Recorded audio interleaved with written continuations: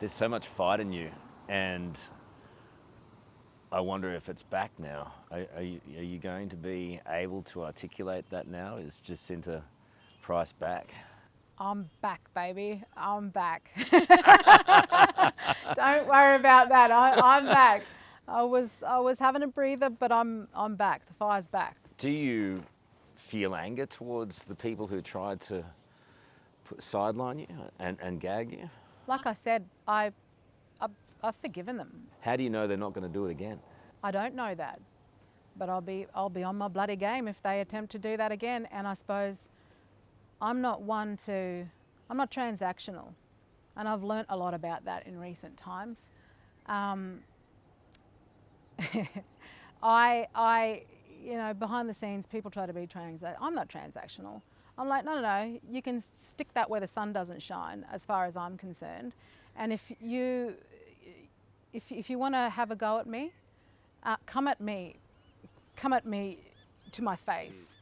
And I think one of my colleagues learnt that the hard way. I'll call you out. I will call you out, Go on. if you want to have a go. Go on. Give us the people who threw you under the bus. Well, name and shame. I think it was fairly evident that Mr. Hawke there had a good old crack. And, I had a very stern conversation with him. Don't try to gaslight me or accuse me of something I've done and have not done. And don't try to force me to apologise for something that doesn't require an apology. And don't apologise on my behalf either. I've got my own voice, like those that wanted to have a voice. Well, I've got a voice, so you don't need to speak on behalf of my voice as a woman or an Aboriginal woman to that end. And yeah, if you're going to have a go at me, you'll see me coming for you when you see me coming, basically. So that's what I expect. What did you learn out of the comments about Indian migration, do you think? How would you do it differently? Well, I suppose I won't fall for the ABC in the way that they like to interview to try to capture those sorts of moments. But also, the weaponisation of things like that, where it's, a straw man argument is created when really the important topic is something that is of concern to the Australian people, and just to articulate that point a little bit better, I suppose. So it's much clearer. I mean, seriously, to suggest that I'm somehow a racist toward any group of people is bloody ridiculous, because, well, my whole family is made up of so many different backgrounds, and I've always viewed people as humans. We're a human race. And that's how I was brought up, especially in a place like Alice Springs. But the left will weaponise anything and everything to try to bring you down, especially if they see you as a threat. And there are plenty of those out there who will try that. And they've been doing that for a long time, and I'm still here, I'm still standing.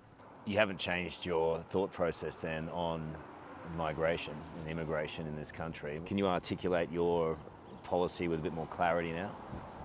Yeah, I think we're going to be able to bring together policy that addresses that as a concern. And the thing that, the other side try to simplify things in terms of skin colour. It's just ridiculous. I mean, migrants that come to this country come from many different backgrounds, many different religious groups, all of that. But ultimately, you have to adopt our values as a country. Our Australian values are built on those elements, whether it's the first people of this country, the convict class, and our migrant heritage as well. We are a one of the most successful multicultural countries on the face of the earth, but we have values that we've created together over that time. And if you don't adopt those values, you don't bloody well belong here ultimately.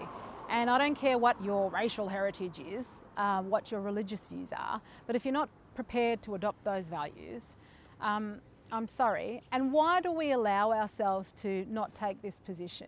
What is wrong with being proud to call ourselves Australian and adopting a position like this? Because ultimately we have seen in recent times there were those that didn't adopt our values, and we've experienced the most horrific terrorist attack on our soil.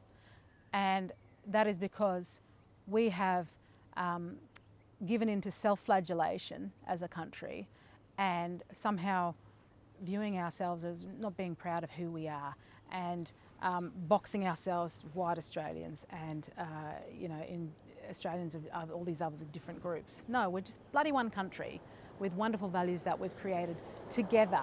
Together we've done that, and that is something we should be celebrating. Barnaby Joyce said something similar to me last week. Yeah. The messaging around that has more clarity when you say it rather than anyone at the Liberal Party who's tried to say it for months now. Why didn't you go to One Nation?